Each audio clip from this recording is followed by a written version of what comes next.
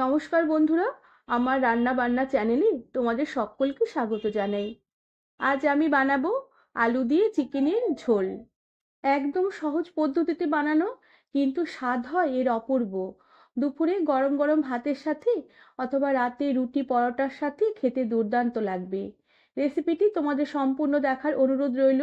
আর ভালো লাগলে একটি লাইক, শেয়ার আর সাবস্ক্রাইব করে দেবারও অনুরোধ রইল। প্রথমে আমি এখানে চিকেন নিয়েছি। চিকেন বেশ ভালো করে বেছে ধুয়ে নিয়ে আমি সামান্য একটু নুন, হলুদ গুঁড়ো আর সামান্য একটু কাঁচা সর্ষের তেল মাখিয়ে প্রায় ঘন্টাখানেক আমি ম্যারিনেশন করে রেখে দিয়েছিলাম। সাথে আমি চিকেনে আলুও দেব।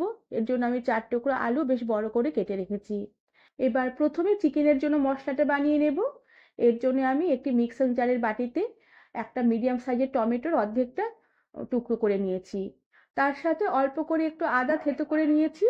আর সাথে 7 থেকে 8 কোয়ার মতো রসুন নিয়েছি। আর তার সাথে ঝালের জন্য দুটো কাঁচা লঙ্কা, দুটো শুকনো লঙ্কা নিয়েছি। তোমরা ঝালের পরিমাণটা তোমাদের নিজেদের রুচি অনুযায়ী দেবে। আর অল্প পরিমাণে একটু জল দিয়ে সমস্ত মশলাগুলোকে আমি পেস্ট করে নেব।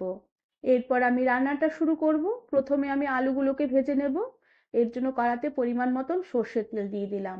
রান্নাটা আমি সর্ষের তেলেই করব, তাহলে স্বাদ বেশ ভালো হবে। তেল বেশ ভালোভাবে গরম হয়ে এলে কেটে রাখা আলুগুলোকে দিয়ে সামান্য পরিমাণে নুন আর হলুদ গুঁড়ো ছিটিয়ে দিয়ে এবার আলুগুলোকে একটু নেড়েচেড়ে হালকা করে ভেজে নেব। আলুগুলো ভাজতে ভাজতে হালকা লাল হয়ে ভাজা হয়ে আসলে কড়া থেকে তেল ছেঁকে উঠিয়ে রেখে দিলাম। এরপর ওই তেলেই আমি খানিকটা পেঁয়াজ কুচি ফোড়ন দিলাম। এবার পেঁয়াজ কুচিগুলোকে তেলে একটু নেড়ে চেড়ে নেব। তবে পেঁয়াজ বেশিক্ষণ ভাজবো না। পেঁয়াজ নাড়তে নাড়তে হালকা হালকা যখনই একটু মজে নরম হয়ে আসবে, তখনই যে মশলা আমি বেটে রেখেছিলাম আদা রসুনের পেস্ট, সেই বাটা মশলা দিয়ে দিলাম।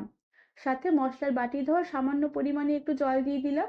এরপর পরিমাণ মতো নুন দিয়ে দিলাম। সাথে পরিমাণ মতন হলুদ গুঁড়ো দিয়ে দিলাম।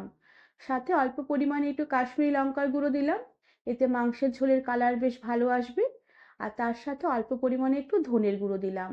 এবার সমস্ত মশলাগুলোকে বেশ ভালো করে নেড়েচেড়ে কিছুক্ষণ একটু কষিয়ে নেব, যতক্ষণ না মশলার এই বাড়তি জলটুকু শুকিয়ে আসে আর মশলার যে কাঁচা গন্ধ সেটাও বেশ চলে গিয়ে মশলাটা বেশ ভাজা ভাজা হয়ে ভালো একটা গন্ধ বেরোয়। কিছুক্ষণ মশলা এভাবে নেড়েচেড়ে কষিয়ে নেবার পরে মশলা থেকে খুব সুন্দরভাবে তেল সেপারেট হতে শুরু করেছে। এই সময় আমি ম্যারিনেশন করা মাংসগুলোকে মশলাতে দিয়ে দিলাম। সাথে ভাজা আলুর টুকরোগুলোকেও দিয়ে দিলাম। এবার আলু ও মাংস বেশ ভালো করে মশলার সাথে নেড়েচেড়ে একটু মিশিয়ে নেব, যাতে সমস্ত মশলাগুলো মাংসের সাথে বেশ ভালো করে মিশে যায়। এভাবে কিছুক্ষণ মাংস মশলা নেড়েচেড়ে মিশিয়ে নেবার পরে গ্যাসের আঁচ কমিয়ে দিয়ে ঢাকা দিয়ে রেখে আমি একটু রান্না হতে দিলাম। ততক্ষণে আমি মাংসের জন্য আরও একটি মশলা বানিয়ে নেব। এর জন্য একটু তড়কা প্যান গ্যাসে বসিয়ে দিলাম। আর তাতে দিয়ে দিলাম এলাচ, দারচিনি আর একটু জয়িত্রী আর কয়েকটা গোলমরিচের দানা। এবার এই গোটা গরম মশলাগুলোকে কিছুক্ষণ একটু নেড়ে চেড়ে নেব।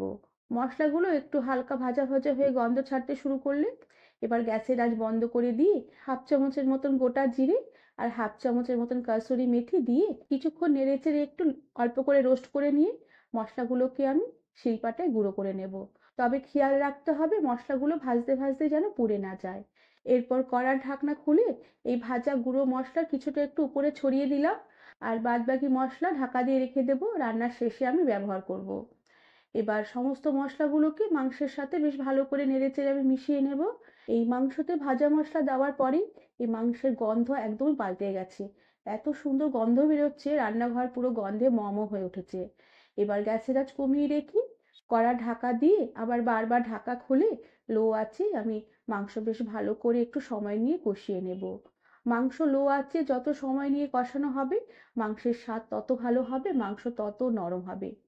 বেশ কিছুক্ষণ এভাবে ঢাকনা খুলে ঢাকনা দিয়ে মাংস কষিয়ে নেবার পরে মাংসের জল বেশ অনেকটাই শুকিয়ে এসেছে আর মাংস থেকে খুব ভালোভাবে তেল সেপারেট হয়ে এসেছে। এবার আমি ঝোলের জন্য পরিমাণ মতন গরম জল দিয়ে দেব। ঝোলের পরিমাণটা তোমরা তোমাদের নিজেদের রুচি অনুযায়ী যে দেবে, যে যেরকম মাংসের ঝোল খাবে সেরকম ভাবেই ঝোলটা দেবে। তবে আলুগুলো একটু বড় বড় করে কাটা আছে, আলুগুলো সেদ্ধ হওয়ার জন্য আমি একটু বেশি করে জল দিলাম। সাথে কয়েকটা চেরা কাঁচা লঙ্কা দিয়ে দিলাম। এতে মাংসের ঝোলের স্বাদ অনেক গুণ বেড়ে যাবে।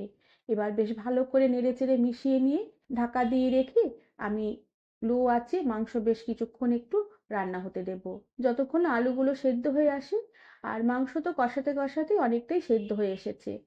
এবার আমি উপর থেকে যে ভাজা মশলা একটু রেখে দিয়েছিলাম সে ভাজা মশলার গুঁড়ো ছড়িয়ে দিলাম, আর সবশেষে তাজা ধনেপাতা কুচি উপর থেকে ছড়িয়ে দিলাম। এখন শীতকাল, যথেষ্ট ধনেপাতা পাওয়া যায়, আর চিকেনে এখন ধনেপাতা দিলে তার স্বাদই আলাদা হয়।